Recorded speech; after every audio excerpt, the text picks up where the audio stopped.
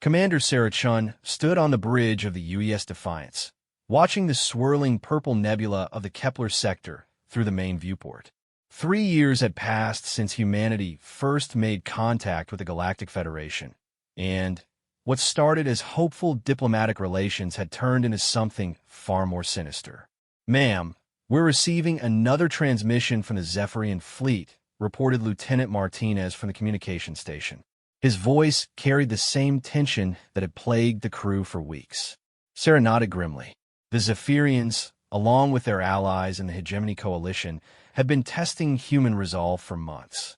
What they didn't understand was that humans had been testing each other for millennia. "Put it through," Sarah commanded. The holographic image of Admiral Kextar materialized before them. The Zephyrian scaled features and, for yellow eyes, displayed what humans had learned to recognize as contempt. His translator device rendered his hissing speech into crisp English. "Commander Chun of the primitive human fleet," Kextar began, his tone dripping with condescension. "The Hegemony Coalition offers you one final opportunity to surrender your territorial claims in this sector. Your species lacks the experience and sophistication for interstellar governance." Sarah's jaw tightened. The Hegemony Coalition consisted of 7 advanced species that had dominated galactic politics for over 2,000 years. They viewed humanity as an upstart race that needed to be contained before it could threaten their established order. "Admiral," Sarah replied coolly, "humanity appreciates the Coalition's concern, but we must respectfully decline your generous offer." Kextar's eyes narrowed. "Then, you have chosen the path of conflict. The Coalition will demonstrate why younger species should defer to their betters. Your defeat will serve as an example to others who might challenge the natural order." The transmission ended, leaving the bridge in tense silence. Around Sarah, her crew of 43 souls prepared for what would become known throughout the galaxy as the first true test of human military capability. "Status report," Sarah ordered. "Long-range sensors detect 12 hegemony vessels approaching our position," announced Ensign Park from the sensor station. 6 Zephyrian heavy cruisers, 4 Vorthan battle carriers, and 2 Nexian dreadnoughts. The odds seemed overwhelming. The UES Defiance was humanity's newest and most advanced warship, but it was still just one vessel against an experienced fleet that had crushed dozens of resistance movements across the galaxy.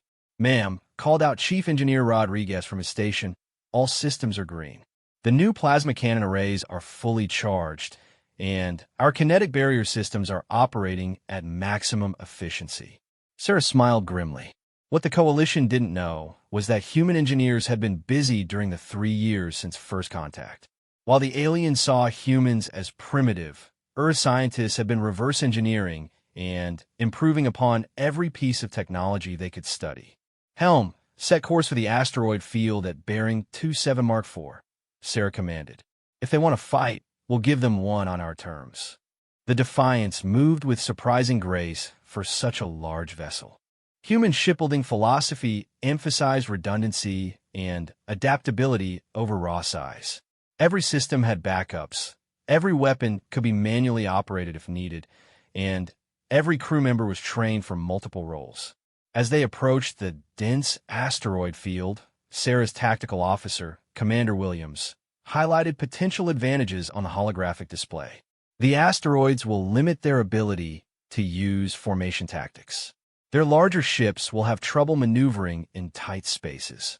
"Exactly what I was thinking," Sarah agreed.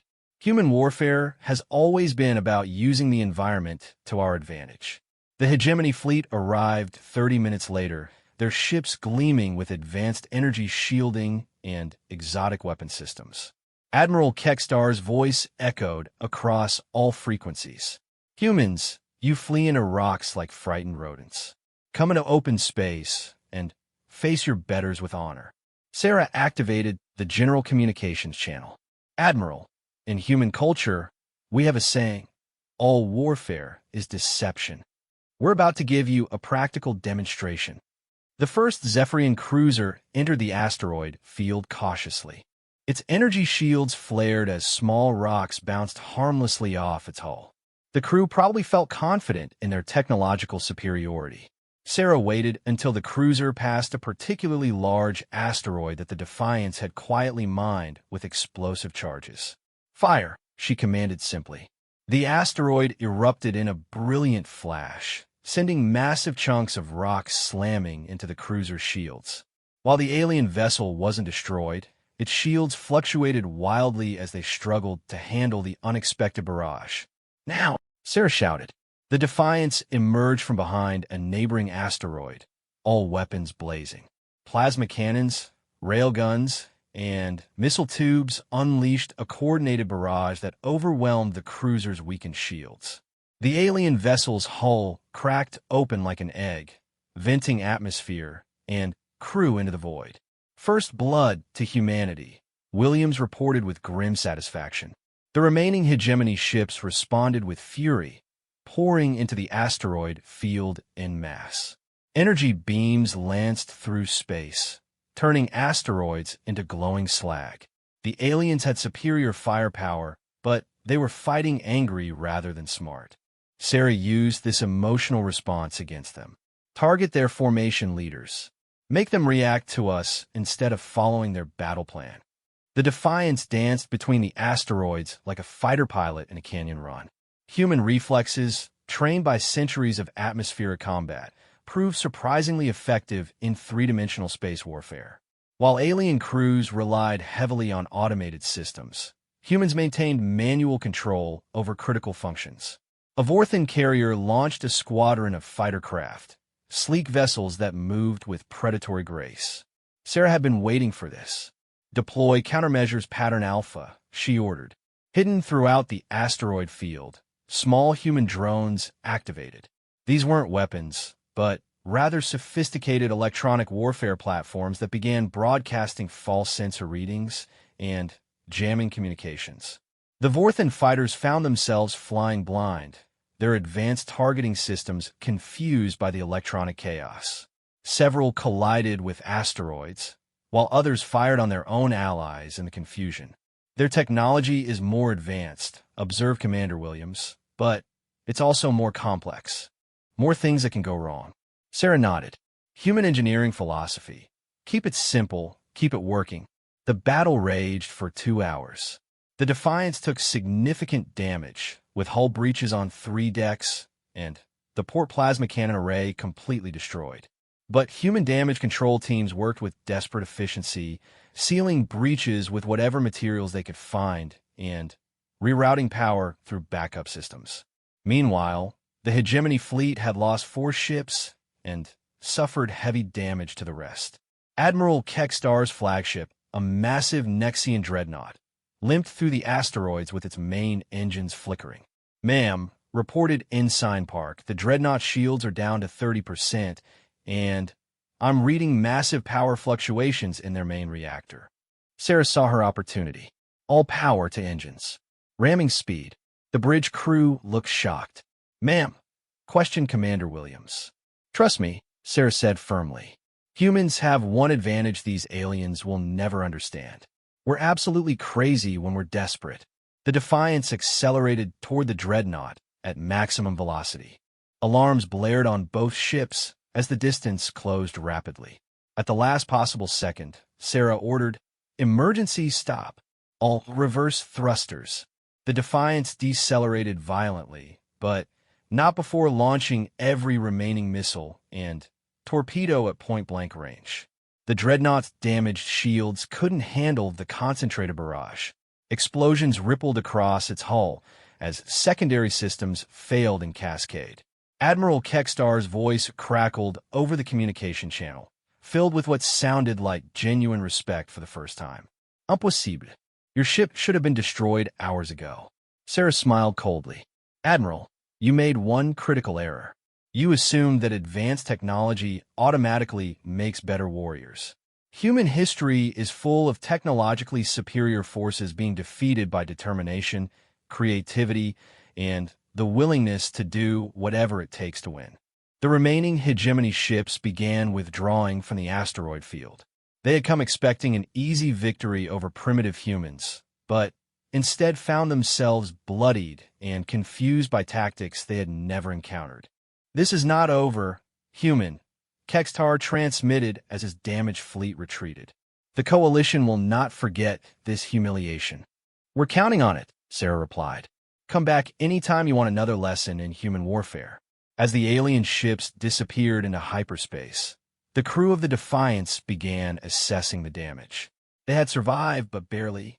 More importantly, they'd sent a message that would echo throughout the galaxy. "Ma'am," reported Lieutenant Martinez, "we're receiving congratulations from Fleet Command. Admiral Harrison wants a full tactical report." Sarah nodded, but her thoughts were already on the future. This victory was just the beginning. The Hegemony Coalition wouldn't accept defeat gracefully, and they would return with larger fleets and better preparation. But they still wouldn't understand what made humans truly dangerous. It wasn't their technology or their tactics. It was their absolute refusal to give up, no matter how bad the odds became. "Set course for Earth," Sarah commanded. "We need to prepare for what's coming next." The Defiance limped away from the battlefield, its hull scarred but its crew victorious. Behind them, the asteroid field bore the wreckage of ships from species that had ruled the galaxy for millennia. The balance of power had just shifted, and the galaxy would never be the same. Unknown to Sarah and her crew, their battle was being observed by hidden sensors placed by other galactic species.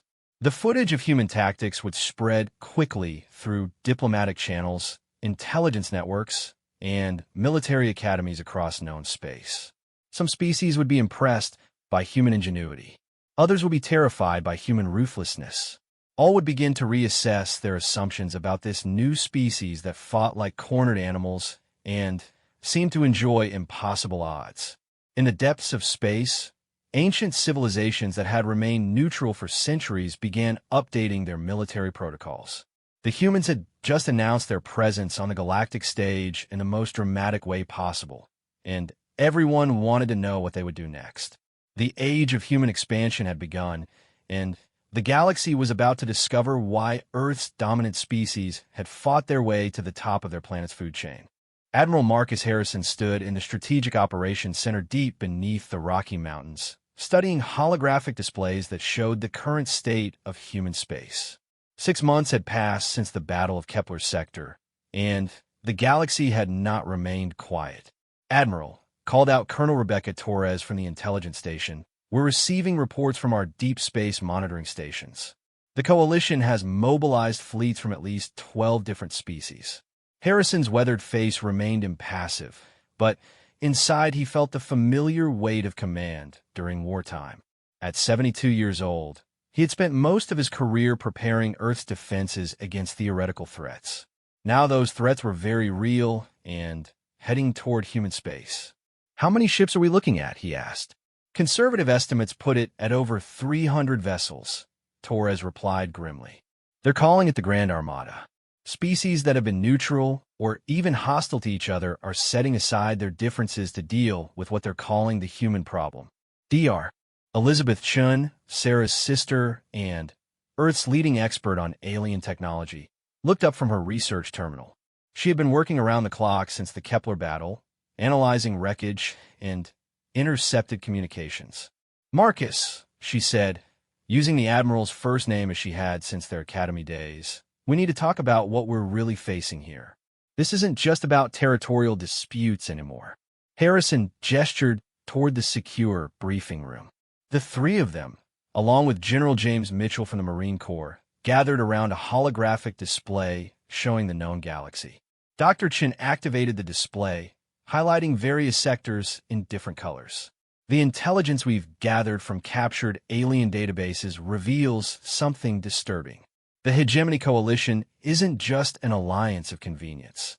They've been systematically suppressing or eliminating any species that shows rapid technological advancement." She zoomed in on a sector near the galactic rim. The Corvani Imperium wiped out 200 years ago. Official records say they destroyed themselves in a civil war, but recovered data suggests Coalition intervention when the Corvani developed faster-than-light communication that bypassed existing networks. The display shifted to another region. The plasma lords of Xerion, eliminated 50 years ago. Again, officially a natural disaster destroyed their homeworld, but geological evidence suggests orbital bombardment with weapons that match Coalition signatures. General Mitchell leaned forward, his scarred hands clasped tightly. You're saying they've been committing genocide for centuries? Not just genocide, Dr. Chun corrected. Careful population control. They eliminate threats while maintaining the fiction that they're peacekeepers and protectors of galactic stability. Admiral Harrison studied the data with growing understanding, and humanity's rapid adaptation of alien technology triggered their threat assessment protocols. Exactly. In 3 years, we've gone from primitive chemical rockets to faster-than-light travel. We've reverse-engineered their weapons, improved their designs, and demonstrated tactical flexibility that their computer models say should be impossible. Torres pulled up another display showing intercepted communications. Our code breakers have been analyzing Coalition diplomatic traffic. They're genuinely afraid, Admiral. For the first time in their recorded history, they've encountered a species that treats their advanced technology as a starting point rather than an insurmountable advantage. The room fell silent as the implications sank in. Humanity wasn't just fighting for territory or resources. They were fighting for the right to exist as a free species. What's our current military status? Harrison asked General Mitchell. We have 47 operational warships, including 12 of the new Defiance-class cruisers, Mitchell reported. Our shipyards are working around the clock, but we can't build fast enough to match their numbers. Personnel? That's actually our strongest point. Every ship is fully crewed with volunteers. We have waiting lists of people wanting to serve. The Kepler battle footage has been broadcast across Earth, and recruitment centers are overwhelmed. Dr. Chin smiled grimly.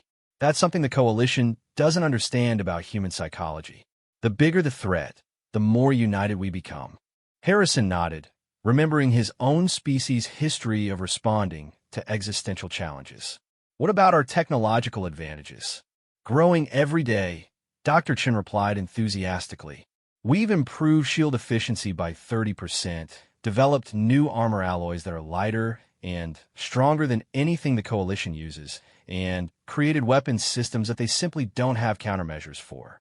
She activated a new display showing technical specifications.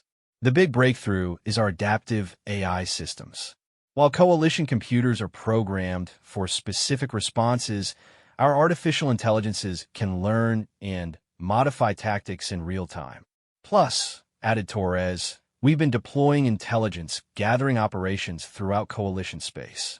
Turns out, humans have a natural talent for espionage and infiltration. General Mitchell's expression turned predatory. Our special operations teams have been inserting themselves into alien societies for months. The Coalition security is designed to prevent large-scale military threats, not individual humans who can think on their feet. Harrison felt a spark of hope. What kind of intelligence are we gathering? Everything, Torres replied. Fleet movements, command structures, political tensions between Coalition species, technological vulnerabilities. Most importantly, we've learned that their unity is more fragile than they want us to believe. The holographic display showed a detailed breakdown of Coalition species and their relationships. Red lines indicated conflicts, yellow showed tensions, and green represented genuine cooperation. The Zephyrians and Nexians have been rivals for centuries, Dr. Chin explained. The only thing keeping them allied is their shared fear of humanity. Same with the Vorthan Empire and the Crystal Confederacy. So our strategy should be to drive wedges between them? Harrison asked. Partially, General Mitchell replied. But we also need to demonstrate that fighting humans is more costly than they're willing to accept. Torres pulled up battle analysis reports. The Kepler engagement taught us something important. Coalition forces are trained for conventional warfare between relatively equal opponents. They're not prepared for asymmetric tactics, psychological warfare, or enemies who refuse to follow established rules of engagement. Harrison studied the tactical assessments with growing understanding. You're suggesting we fight dirty. I'm suggesting we fight like humans, Mitchell corrected. Every war in our history has been won by the side that was willing to adapt faster and try things their enemies couldn't anticipate. Dr. Chun activated another display showing human technological development. We have advantages they can't replicate.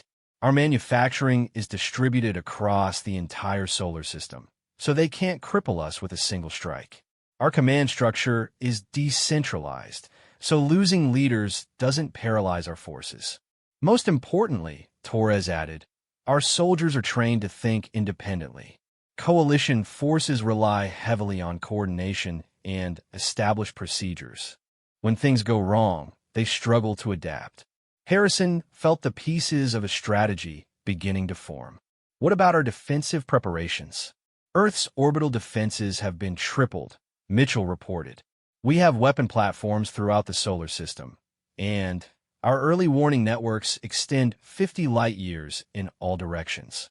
The asteroid belt has been turned into a massive fortress, Dr. Chen added. Automated defense stations, hidden supply depots, and enough firepower to make any invasion extremely costly. Torres pulled up deployment maps. We're also preparing contingency plans for guerrilla warfare. If they do manage to occupy human worlds, we'll make them regret it. Harrison nodded approvingly. And our allies? That's complicated, Torres admitted. Most species are too afraid of coalition retaliation to openly support us. But we've established back-channel communications with several governments that are quietly providing intelligence and resources. The Kepler battle footage has been circulating throughout the galaxy, Dr. Chen added. It's inspired resistance movements on worlds that have been under coalition control for decades. General Mitchell's expression turned grim. The coalition is responding by increasing their security measures and cracking down on dissent. They're making themselves more unpopular every day, which works in our favor, Harrison observed. The more oppressive they become, the more species will start questioning their authority. The Admiral walked to the large viewport that showed Earth hanging in space above them. The planet looked peaceful from this distance, but he knew that billions of people were depending on the decisions made in this room. How long do we have before the Grand Armada arrives? He asked. 6 weeks. Maybe 8 if we're lucky, Torres replied. They're gathering forces from across the galaxy, which takes time even with their faster ships. Harrison turned back to his staff. Then, we use every day to prepare. I want our newest ships deployed to forward positions. If we're bringing overwhelming force, we'll make them pay for every light year they advance. Yes, sir, Mitchell replied. I'll coordinate with fleet commanders to establish defensive lines. Dr. Chun gathered her technical data. I'll continue working on weapons and defensive upgrades. Our engineers think they can improve our shield technology even further. Torres collected her intelligence reports. I'll maintain contact with our field agents and keep monitoring coalition communications. As his staff prepared to leave, Harrison felt the weight of history settling on his shoulders. Humanity was about to face its greatest test against enemies who had dominated the galaxy for millennia. But he also felt something else, pride. His species had never backed down from a challenge, no matter how impossible the odds seemed. They had survived ice ages, plagues, world wars, and countless other disasters by adapting, fighting, and refusing to give up. One more thing, Harrison called out as his staff reached the door. Make sure every human ship captain receives the complete tactical analysis from Kepler. I want them to understand what we learned about coalition weaknesses. Specifically, Mitchell asked. Harrison smiled coldly. That advanced technology is only as good as the minds using it. And when it comes to warfare, humans have been perfecting the art of killing each other for thousands of years. These aliens are about to discover why we're the dominant species on a planet full of predators. As his staff departed, Harrison returned to studying the galactic map. Somewhere out there, hundreds of alien warships were converging on human space, confident in their technological superiority and numerical advantage. They were about to learn that humans didn't fight fair, didn't give up, and got very creative when their survival was threatened. The galaxy was about to witness what happened when Earth's apex predators decided to expand their hunting grounds. The real war was about to begin. Captain David Park crouched behind the twisted metal remains of what had once been a Coalition supply depot on the mining world of Kerrigan 7. 2 weeks ago, this planet had been a strategic resource extraction facility controlled by the Vorthan Empire. Now, it was a battleground that would determine the fate of human expansion into the Outer Rim territories. The Grand Armada had arrived at the edge of human space exactly as intelligence predicted, but Admiral Harrison's defensive strategy had forced them into a grinding campaign of planet-by-planet conquest rather than the swift victory they expected. Kerrigan 7 was their first major test of human resolve, and both sides knew its outcome would influence the rest of the war. "Captain," whispered Sergeant Maria Santos, sliding through the rubble to reach his position. "Alpha Team has planted charges on the main fusion reactor.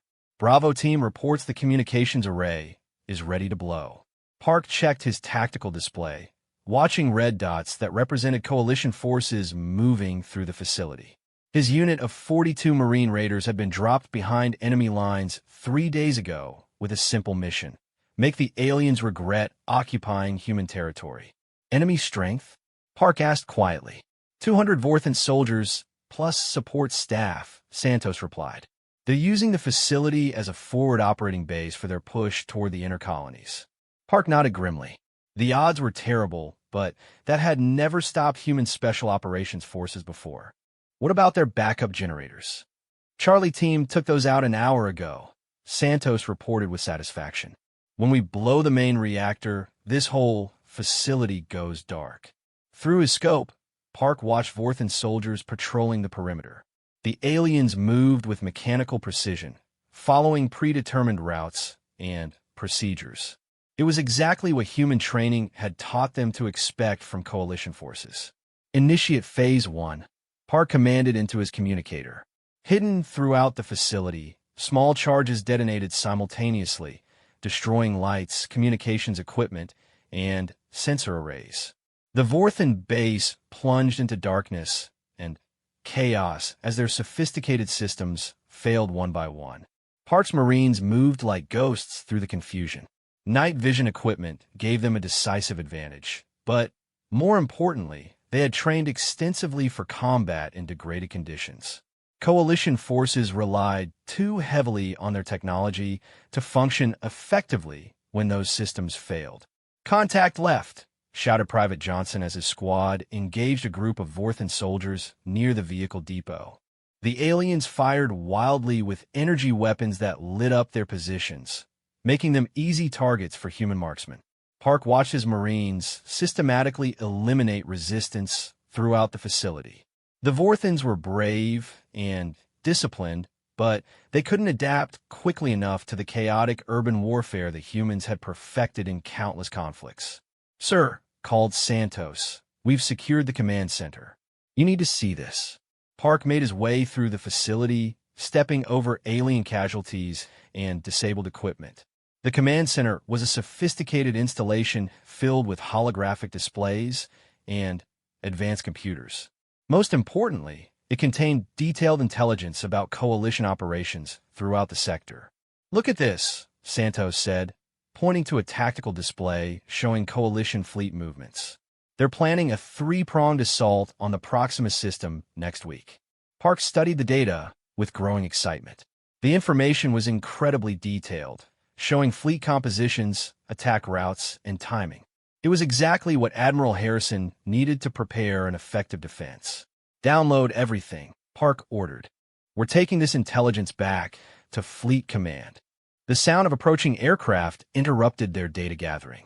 Through the broken windows, Park could see Coalition dropships landing in the facility courtyard. Reinforcements had arrived faster than expected. "How many?" Santos asked, readying her weapon. "At least a battalion," Park estimated, watching heavily armored troops disembarking from the aircraft. "Too many to fight directly." He activated his communicator. "All teams, this is Raider 6. Execute Phase 3 immediately. We're leaving this party." Throughout the facility, His Marines began their withdrawal, but not before completing their primary mission. Massive explosions ripped through the fusion reactor, secondary power systems, and fuel depots. The entire installation shook as blast waves rolled through the underground tunnels. Park's team fought their way toward the extraction point, a clearing 3 kilometers from the facility where human dropships would retrieve them. Coalition forces pursued them through the rocky terrain, but the Marines had prepared the route with improvised obstacles and ambush points. "RPG incoming," shouted Corporal Williams as an alien rocket streaked toward their position. The explosion threw dirt and rocks everywhere, but human body armor and training kept casualties minimal. Park's Marines returned fire with devastating accuracy, their weapons optimized for the lower gravity and thin atmosphere of Kerrigan 7. The running battle lasted 2 hours as the Marines fought their way across the planet's surface. Coalition forces had superior numbers and heavier weapons, but they struggled with the broken terrain and hit-and-run tactics that characterize human warfare. "Extraction point in sight," reported Santos as they crested a ridge overlooking their destination. But the landing zone wasn't empty. Coalition aircraft circled overhead while alien troops secured the area.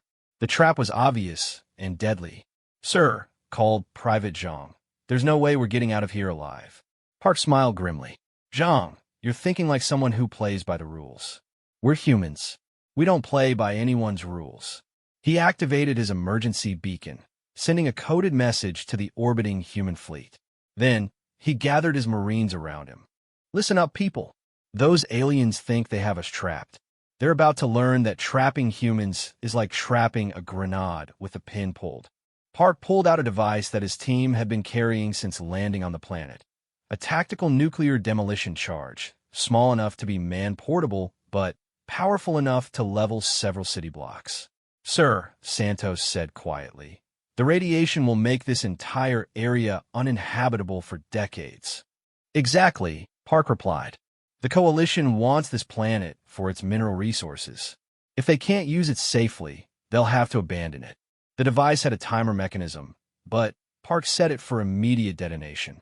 "We have 30 minutes to reach minimum safe distance. Let's move." The Marines began a desperate sprint across the rocky landscape, heading for a ridge line that would provide protection from a blast. Coalition forces pursued them, unaware of what was about to happen. "Sir," called Sergeant Kim, "Coalition troops are closing fast. They'll overrun us before we reach the ridge." Park made a decision that would haunt him for the rest of his life, however long that might be. "All teams, establish defensive positions. We make our stand here." His 42 Marines took cover among the rocks and prepared for a final battle against overwhelming odds. They were outnumbered 5-1, but they had something their enemies lacked: the absolute certainty that their sacrifice would matter. The Coalition assault came in waves. Energy weapons lit up the battlefield as hundreds of alien soldiers advanced across the open ground. The Marines' defensive fire was devastatingly accurate, but there were simply too many targets. "Williams is down," shouted Santos, as the young corporal took a direct hit from an alien plasma cannon. "Peterson's wounded," called another Marine as enemy fire found its mark. Park checked his chronometer. 15 minutes until detonation. His force was down to 28 effective fighters, and Coalition troops were advancing on 3 sides. Then the sky erupted in fire. Human fighters screamed overhead, strafing the Coalition positions with overwhelming firepower. Behind them came dropships carrying reinforcements and heavy weapons. "Raider 6, this is Falcon Leader," crackled a voice over the radio. "Admiral Harrison sends his compliments and instructions to get your ass out of there." Park couldn't help but laugh. The old man had pulled off another impossible rescue, timing the relief force perfectly to extract his people before the nuclear device detonated. The evacuation was swift and brutal.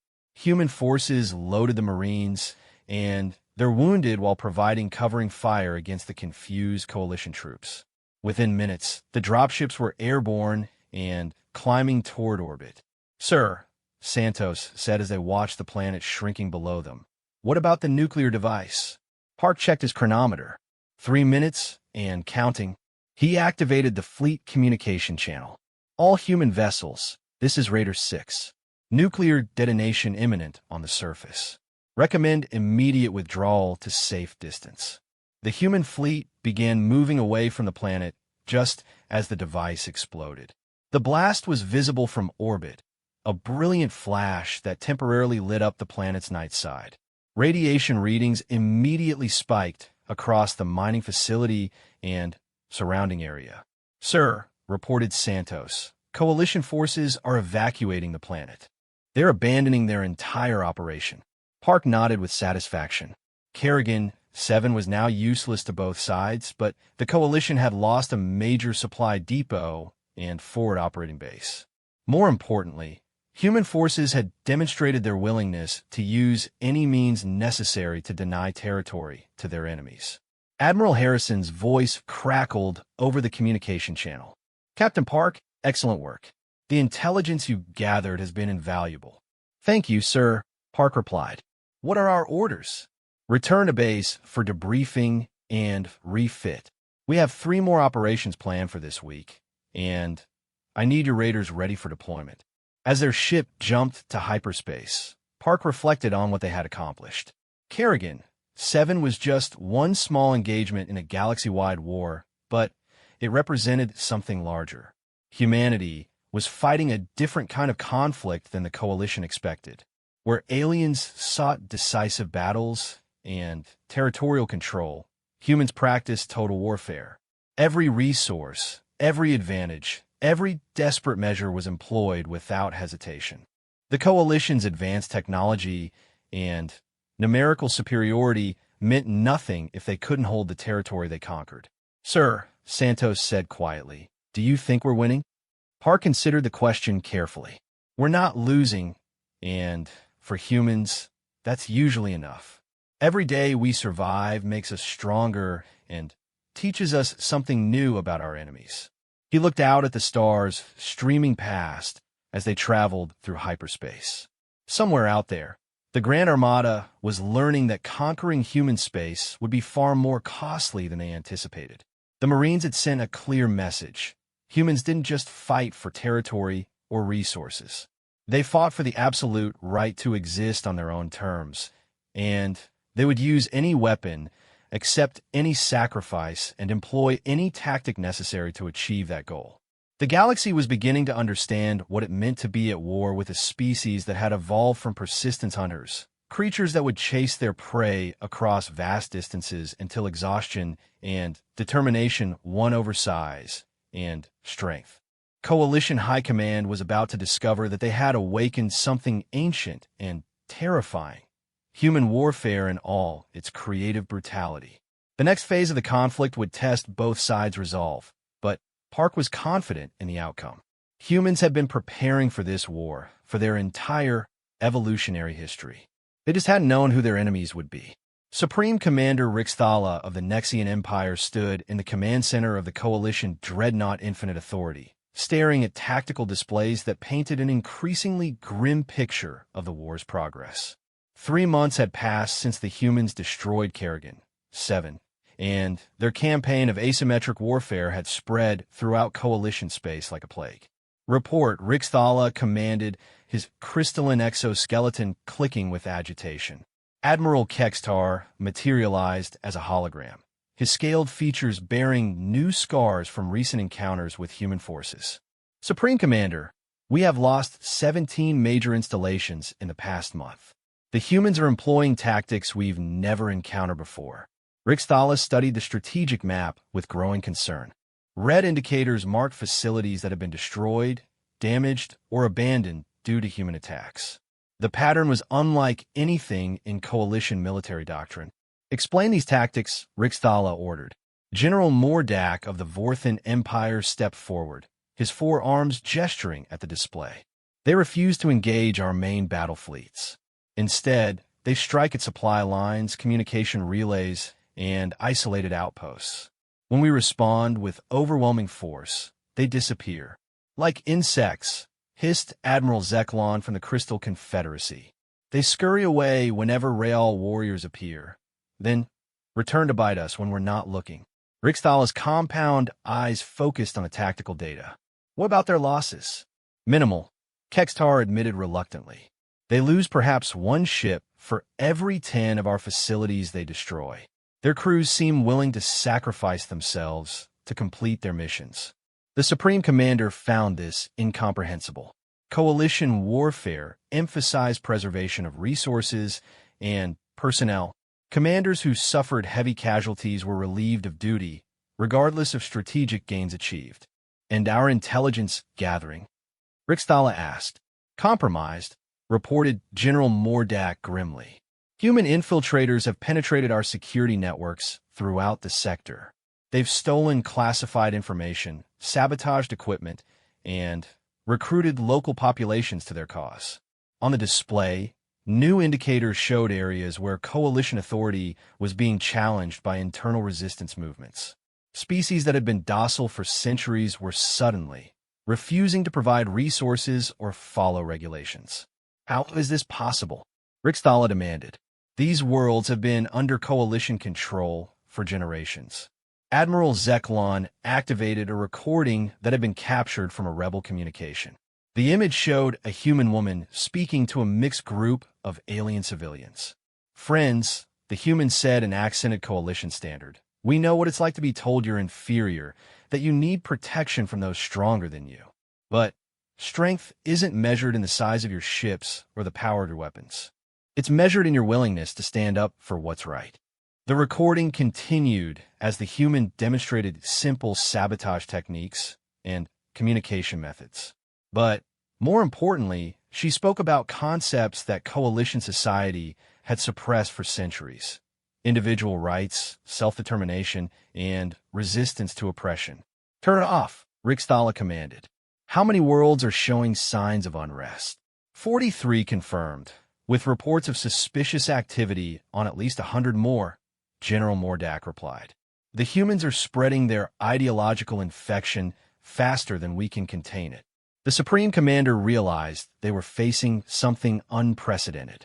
Previous rebellions have been based on local grievances or resource disputes. This was different. The humans were offering a completely alternative philosophy of governance and social organization. What about their main fleet? Rixthala asked. Surely their ships can be tracked and engaged? Admiral Kextar manipulated the display to show human fleet movements.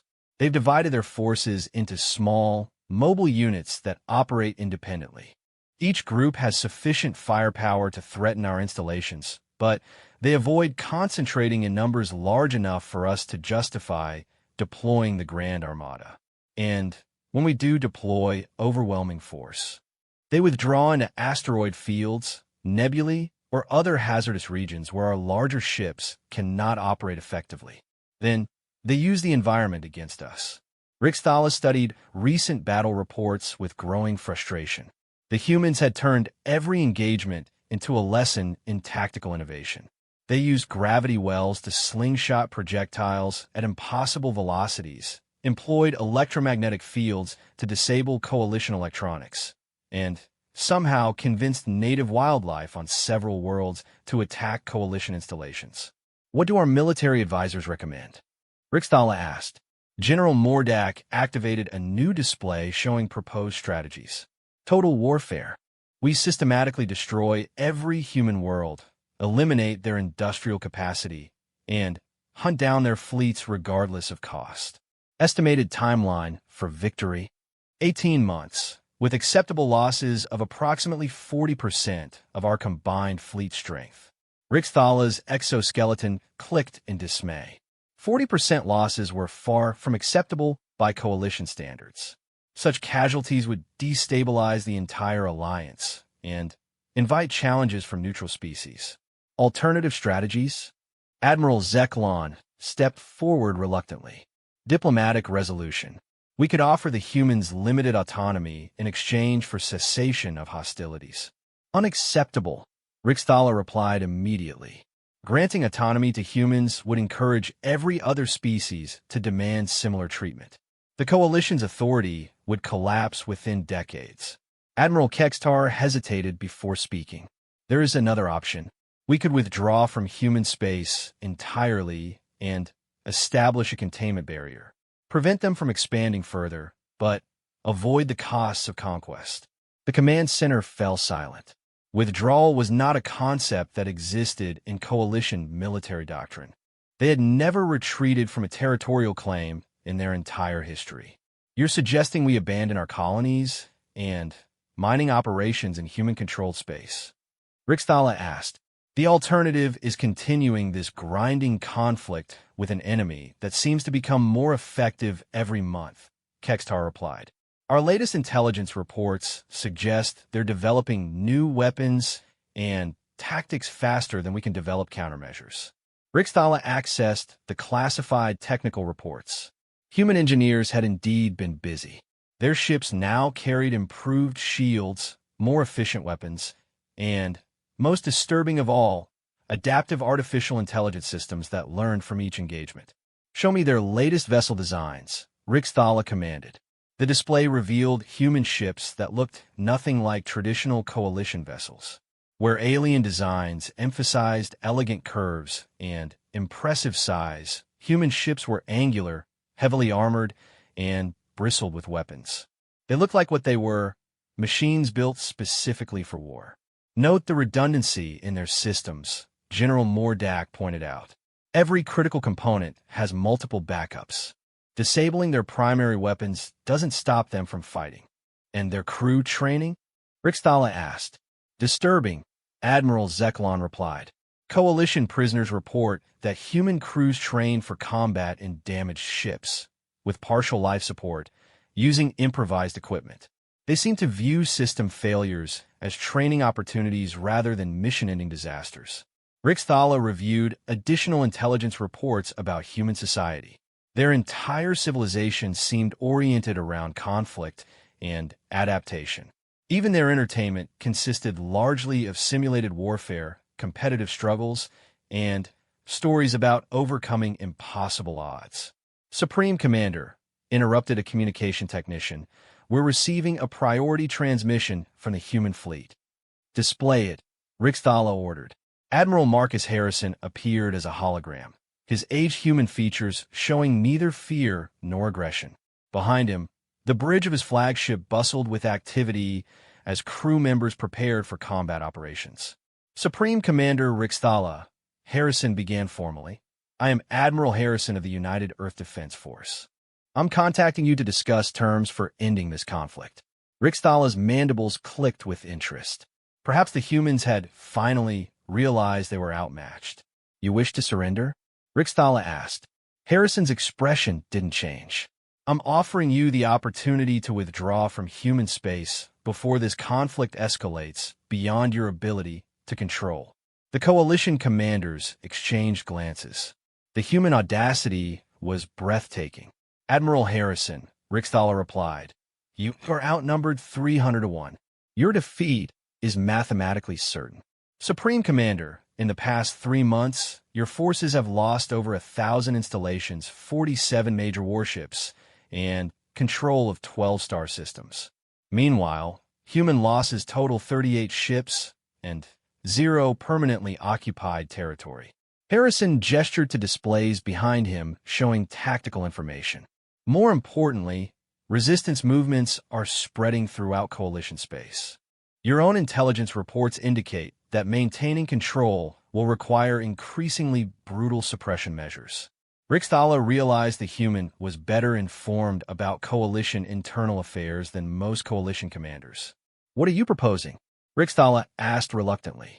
Simple. Withdraw all Coalition forces from human-claimed space.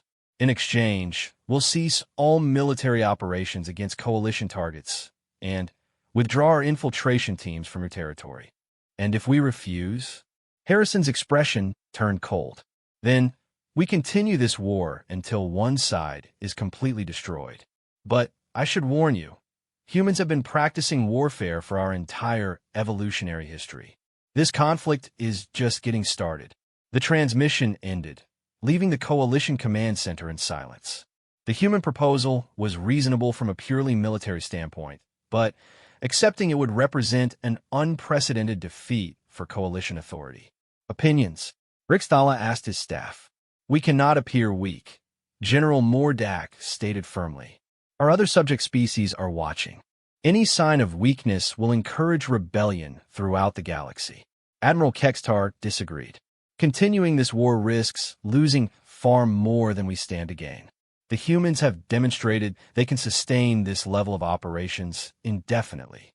Admiral Zeklon added, our economic analysis suggests that suppressing human resistance will cost more resources than those territories are worth. Riksdala studied the strategic situation one final time. The coalition had superior numbers, technology, and resources. By every logical measure, they should achieve victory within months. But humans didn't fight logically. They fought with creativity, desperation, and an absolute refusal to accept defeat. Worse, they were teaching other species that coalition authority could be challenged successfully. Prepare the Grand Armada for immediate deployment, Riksdala commanded. We will end this conflict with overwhelming force. His subordinates began issuing orders, but privately, each commander wondered if they were making a terrible mistake. The humans had already proven that conventional tactics were ineffective against them. Now the coalition was about to discover what happened when humans felt their survival was truly threatened. The largest military force in galactic history was about to engage an enemy that specialized in turning advantages into weaknesses, strength into liability, and certainty into chaos. The next phase of the conflict would determine whether the galaxy's future belonged to ancient powers that ruled through fear, or to a young species that fought with the fury of cornered predators. Admiral Sarek Chun stood on the observation deck of Luna Base, watching the assembled human fleet through the transparent aluminum viewport. 200 ships floated in perfect formation around Earth's moon, representing every vessel humanity could muster for what military historians would later call the Battle of Sol.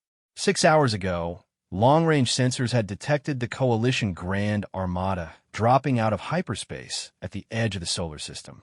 3,000 ships, representing every major species in the galaxy, advancing in perfect formation toward Earth with the intention of ending the human threat forever. Ma'am, called Commander Williams, approaching with a data pad containing the latest intelligence reports. Admiral Harrison requests your presence in the strategic planning session. Sarah nodded, taking one last look at the fleet that represented humanity's hopes for survival. The ships were smaller than their coalition counterparts, built for speed and versatility rather than raw intimidation. But each vessel carried something their enemies lacked: crews who absolutely refused to surrender. The command briefing room buzzed with activity as Earth's military leadership gathered for final preparations. Admiral Harrison stood at the center of the holographic display, surrounded by data streams showing the approaching enemy fleet. Ladies and gentlemen, Harrison began, his voice carrying the weight of humanity's future. In approximately 4 hours, we will engage the largest military force in galactic history. They outnumber us 15 to 1, with superior firepower and defensive capabilities. The assembled officers listened intently, their faces showing determination rather than fear. These were veterans of the past months of guerrilla warfare, commanders who had learned to turn impossible odds into tactical advantages. However, Harrison continued with a slight smile, superior numbers have never guaranteed victory in human warfare. Ask Napoleon about Russia, or the British about Vietnam, or any empire that assumed victory was assured. Dr. Elizabeth Chen activated the tactical display, showing the solar system's defensive preparations. We've spent the past 3 months turning our home system into the largest fortress in known space. Every asteroid, moon, and orbital platform has been armed and fortified. The display highlighted thousands of defensive positions throughout the solar system. Hidden weapon platforms floated in the asteroid belt, while automated mining ships had been converted into remote-controlled kamikaze vessels. Even the ice comets of the outer system carried nuclear charges that could be detonated remotely. The coalition expects a conventional fleet engagement, explained General Mitchell. They're advancing in standard formation, with heavy ships leading and support vessels protected in the center. Which means they're thinking like everyone they've fought before, added Captain Park, his Marine raiders having returned from another successful sabotage mission. They're not thinking like humans. Admiral Harrison manipulated the display to show the Coalition's approach vector. They're coming straight at us, confident that superior firepower will overwhelm our defenses. They've made one critical mistake. Sir, asked Commander Williams. They've never fought an enemy that considered their home world worth dying for. Harrison replied grimly. Every previous species they've conquered valued survival over victory. Humans value victory over everything else. Sarah studied the enemy formation with professional interest. The Coalition ships moved with mechanical precision, following predetermined patterns that had worked against dozens of other species. But human warfare had always been about breaking patterns and creating new paradigms. What's our tactical approach? She asked. Dr. Chen activated a new display showing the battle plan. Phase 1. We let them enter the outer system without resistance. They'll interpret this as cowardice and advance more aggressively. Phase 2. When they reach the asteroid belt, we activate our surprise. Every piece of space debris larger than a basketball has been fitted with explosive charges and maneuvering thrusters. General Mitchell continued the briefing. Phase 3. While they're dealing with the chaos in the asteroid belt, our main fleet attacks from 3 directions simultaneously. We're not trying to destroy their entire fleet, just break their formation and force them into individual engagements. Phase 4. Admiral Harrison asked. Captain Park grinned coldly. That's when things get interesting. Once their formation breaks, we implement the Terran Gambit. Every officer in the room knew what the Terran Gambit entailed. It was the most desperate strategy in human military doctrine. Total warfare with no regard for conventional rules of engagement. Every weapon would be used, every advantage exploited, every sacrifice accepted. Sir, Sarah said quietly, are we really prepared to implement total war in our own solar system? Harrison's expression showed the weight of command. Sarah, 3 months ago I would have said no. But the Coalition has made their intentions clear. They're not here to negotiate or establish tributary relationships. They're here to eliminate humanity as a threat to their galactic order. The Admiral activated a classified intelligence report.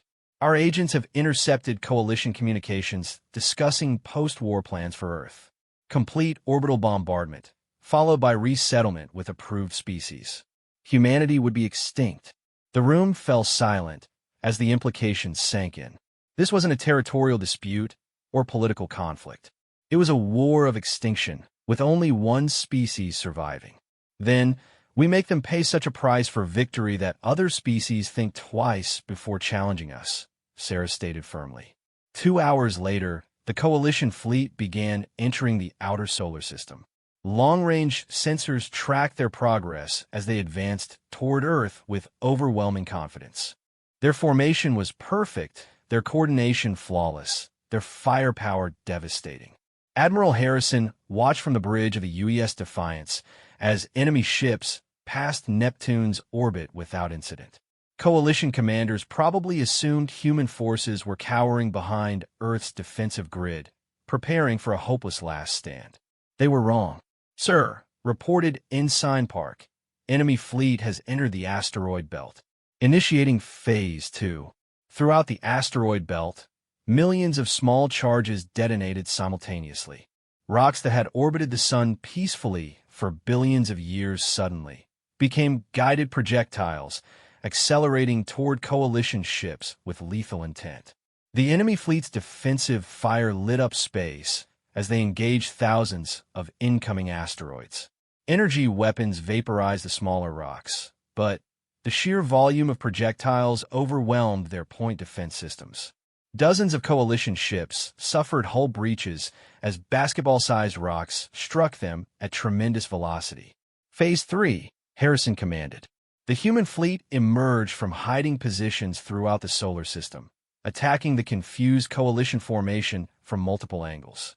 Unlike their enemies, human ships moved independently, each captain adapting their tactics to local conditions.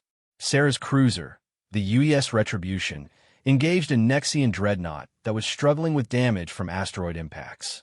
Instead of exchanging fire at long range, she ordered her ship to close distance rapidly, using the larger vessel's weapons as cover. "Ma'am," called her weapons officer, "we're too close for them to target us with their main guns." "Exactly," Sarah replied. "Fire everything into their engine nacelles." The Retribution's concentrated fire crippled the dreadnought's propulsion system, leaving it drifting helplessly while smaller human ships finished it off. Throughout the battlefield, similar scenes played out as human crews employed tactics that violated every principle of conventional space warfare. Captain Martinez's destroyer rammed a Zephyrian cruiser at full velocity, both ships exploding in a brilliant fireball that took out two nearby Coalition vessels. Commander Thompson's frigate used its tractor beam to drag an asteroid into the path of an enemy formation, creating a devastating collision. The Coalition fleet, despite its overwhelming numerical superiority, found itself fighting dozens of individual battles rather than one coordinated engagement. Their command structure, designed for large-scale fleet actions, struggled to adapt to the chaos of human tactics. "Sir," reported Dr. Chun from the command center, "Coalition forces are taking heavy casualties, but they're still advancing toward Earth. We estimate 6 hours until they reach the inner system." Harrison nodded grimly. "Initiate the Terran Gambit." Throughout the solar system, automated systems activated protocols that had been prepared for this moment. Nuclear-armed satellites around every planet began moving into position. Antimatter charges hidden in the lunar surface armed themselves. Most dramatically, the massive fusion reactors that powered Earth's industrial complexes began overloading in carefully controlled sequences. "Admiral," Sarah's voice crackled over the communication channel, "the Coalition fleet is regrouping. They're adapting to our tactics faster than projected." Harrison wasn't surprised. The enemy had centuries of experience and sophisticated artificial intelligence systems. But humans had one advantage that no computer could replicate: the absolute willingness to do anything necessary for survival. "All ships," Harrison broadcast on the fleet frequency, "implement Protocol Zero." Protocol Zero was humanity's final contingency. Every ship would fight until destroyed, every crew would accept death before surrender, and every weapon would be expended regardless of consequences. It was total war in its purest form. The battle raged for 18 hours. Human ships, vastly outnumbered, fought with suicidal bravery against overwhelming odds. The Coalition fleet suffered casualties they had never experienced before, but their numerical advantage was telling. When only 12 human ships remained operational, Admiral Harrison received an unexpected transmission from Supreme Commander Rixthala. "Admiral Harrison," the alien commander said, his voice carrying unprecedented respect, "we request immediate ceasefire." Harrison, standing on a damaged bridge of the Defiance with half his crew dead around him, almost laughed. "Commander, you have 3,000 ships, and we have 12. Why are you requesting a ceasefire?" "Because," Rixthala replied slowly, "we have lost over 800 vessels to your 1,200. Our combat effectiveness has been reduced by 30%, and our casualties are approaching levels that threaten the stability of the Coalition itself." The alien commander paused before continuing. "More importantly, our long-range sensors indicate that you have prepared to detonate your star if we achieve orbital bombardment of Earth." Harrison smiled grimly. The human's final gambit had been detected, but too late to change the tactical situation. "Yes, Commander. If humanity dies, we take this entire solar system with us, including your fleet." The silence stretched for long minutes as Rixthala processed this information. Finally, the Coalition commander spoke again. "Admiral Harrison, the Coalition hereby recognizes human territorial claims and withdraws all forces from your space. We also offer a mutual non-aggression pact and formal diplomatic recognition. And in exchange, you agree never to expand beyond your current borders and cease all infiltration activities in Coalition space. Harrison looked around his devastated bridge at the displays showing the massive cost of this victory. Humanity had survived, but barely. They needed time to rebuild, to prepare for whatever challenges the galaxy might offer next. Agreed, Harrison replied. But, Commander, understand this clearly. If the Coalition ever threatens humanity again, we won't limit the conflict to one star system. The alien fleets began withdrawing immediately, leaving the solar system to the humans who had defended it so desperately. As enemy ships disappeared into hyperspace, Harrison reflected on what they had accomplished. Humanity had fought the greatest military force in galactic history to a standstill, forcing them to accept humans as equals rather than subjects. The cost had been enormous, but the message was clear. Humans would fight for their freedom with methods that no other species could imagine or counter.